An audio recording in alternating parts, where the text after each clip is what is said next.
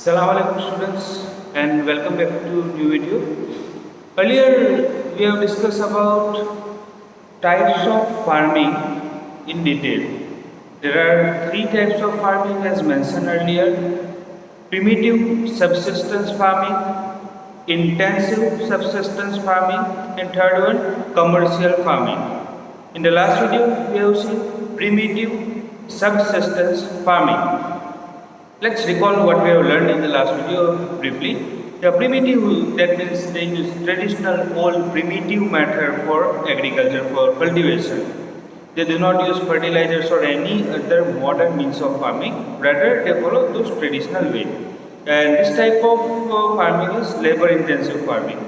And they do not hire labor, but generally agriculture work done by either family members, and sometimes they take help of community, neighborhood or other relative, friends, family, right? And this type of farming, this type of agriculture comprises slash and burn type of agriculture, which is also known as Sweden agriculture. And different regions, in different regions of India as well as in different parts of the world, it has different names. About names in the last video we have seen, and in notes I will provide you list as well for the remembering purpose. Now today we are going to discuss about the second type of farming, which is intensive subsistence farming. Let's see what is intensive subsistence farming. This type of farming practiced in areas of high population density.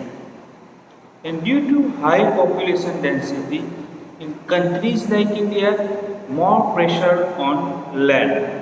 That means per head less land. More people are engaged in land, more people on the land.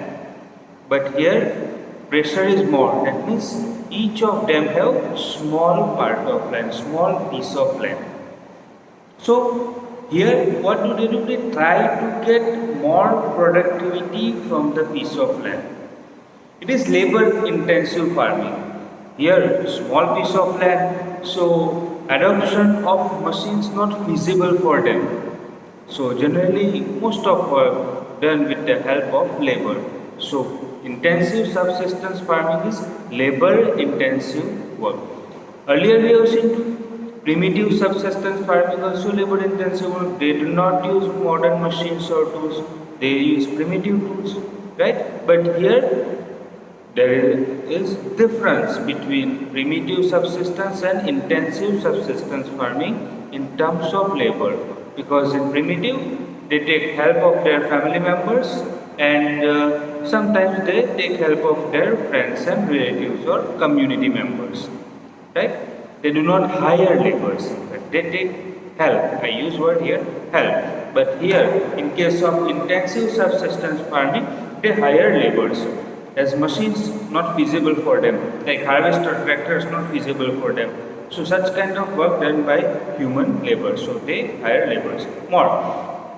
Here high dose of biochemical inputs and irrigation are used for obtaining higher production, to get most out of land, more productivity out of land.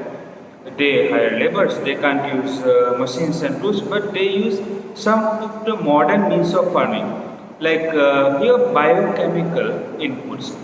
So they use hybrid seeds, HIV seeds, high yielding varieties of seeds, fertilizers, chemicals, as well as irrigation methods they use. Why? Because they have small piece of land and they need to get more productivity from that. So to increase production, they use modern inputs. Not all modern inputs are feasible for them, but as much as feasible for them, possible for them, they try to use modern means of farming. Okay, one more thing is here. Why small piece of land? Here we need to understand the chronology of it, because here in India we know that right to inheritance, mostly in rural areas and mostly in the family of farmers. I am talking about mostly generally, not all, but generally this pattern we observe. Right to inheritance. means that land, for an example, 10 hectares of land owned by a person is a farmer. So 10 hectares land, that is reasonably good. Okay, not so good, but it's okay. That's good enough for survival of family, for normal life for a family. 10 hectare land is enough. But here right to inheritance. So after that person, his children will get land in inheritance. But in most of the Indian family, we observe that many children, two, three children, that is mostly common in Indian family, especially in rural areas, right? So suppose two children, two sons of that person. So after death of that person, his two sons will get equal land share, because generally due to lack of other livelihoods or lack of education, right, or other skills, they prefer to engage in the same activity.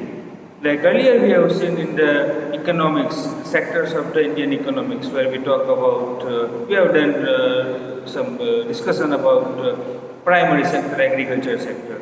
So same, here we are talking about the same topic. So here this 10 hectares of land divide among two children, two sons. So each of them will get 5 hectares. So per head land, which was 10 hectare, now decrease 5, 5. Similar, again the same thing applicable to them.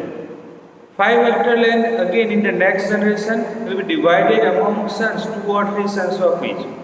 And here once again I am telling you, people prefer, to those who are actually engaged in agriculture, they prefer to work in agriculture.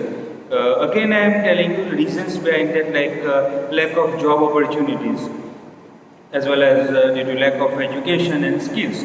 They have to remain in the same economic activities as their parents and grandparents did.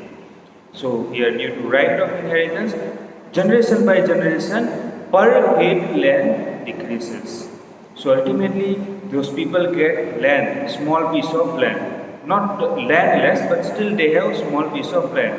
So to get more production in the same piece of land, those people use modern means of agriculture, and that what we call pressure on land increase.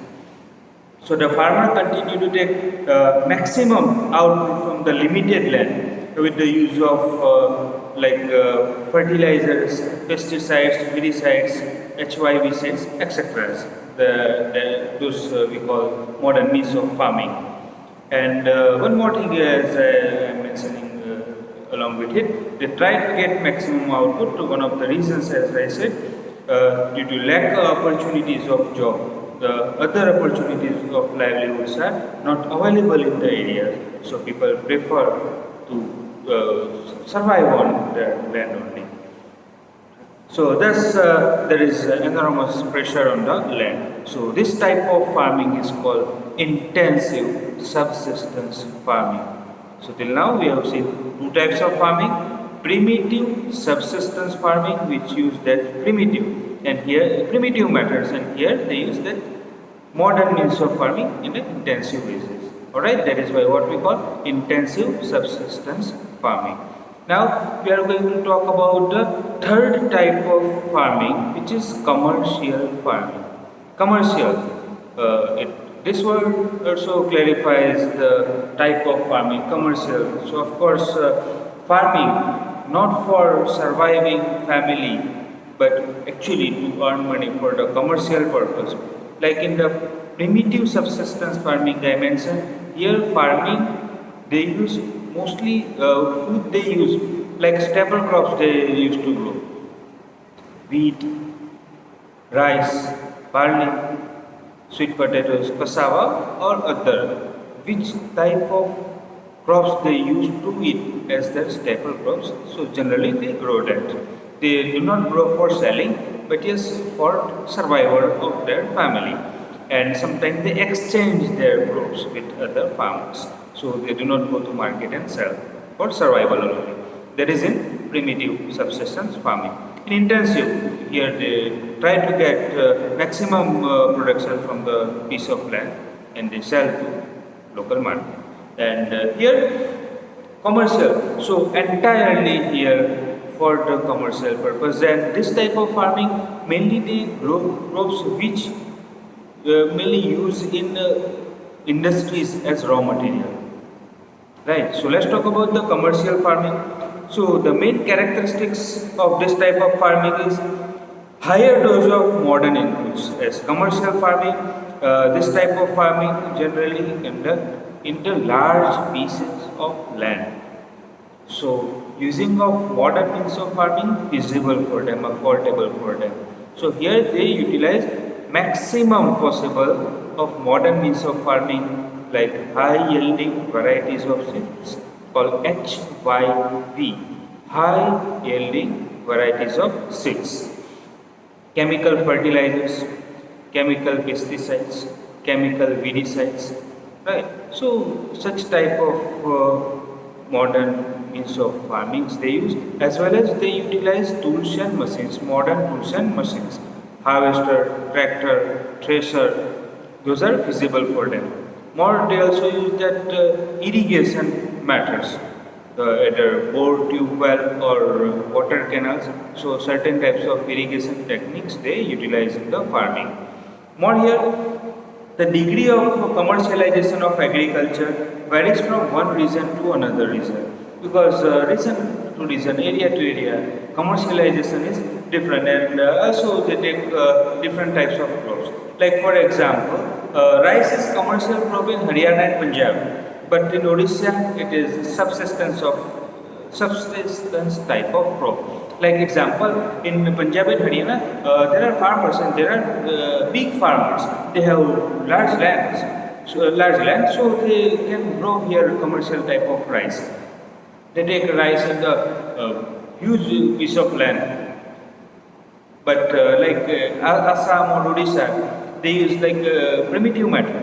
In Assam, they used to grow rice in the primitive method through terrace farming, and sometimes they also use second method, which is intensive subsistence farming. So region to region commercialization may vary, and crops types of crops may vary too. About types of crops, why vary? Why this commercialization vary? Means why differences are there? Next we will learn in upcoming topics. Plantation. Plantation is also type of commercial farming. What is plantation? Plantation means the same type of crops that grow in the large area, that is called plantation. And in this type of farming, a single type of crop is grown in the large area. The plantation has an interference of agriculture and industries, and mainly in plantation they grow crops which used to raw materials in industries. Plantation, in plantation type of farming, farmers grow crops which uses raw materials in industries. So plantation cover large tracts of land, and they generally take help of migrant workers, because this plantation work is also labor intensive work and it requires migrants. Laborers.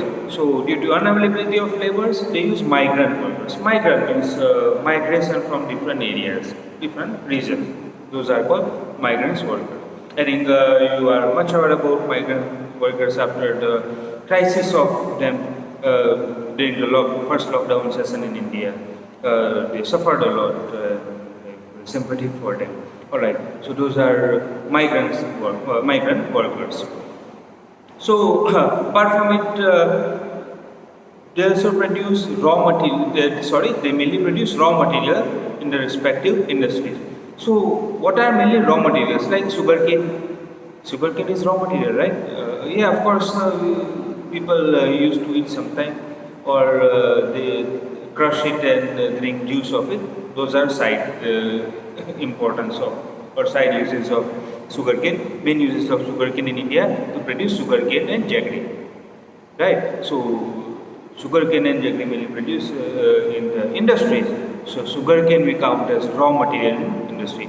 Apart from sugarcane, rubber, banana, different type of spices and condiments, cotton. Those are different types of crops which use as raw material in different industries. and in different areas, in different regions, different types of crops are commercial crops in different area. Like tea. Tea is also commercial crop, right? And we also export tea, but we do not export leaves of tea. We generally export that black tea, right? Which is processed tea. Green tea, black tea, those are actually processed tea. So tea in Assam and North Bengal, as well as in some part of Karnataka and Kerala, commercial crop, as well as coffee in Kerala and Karnataka. Is it a commercial crop? Apart from it, that production is mainly used in market, because this type of commercial crops use market. So, better communication and transportation system, as well as nearby market, those are preconditions for commercial crops.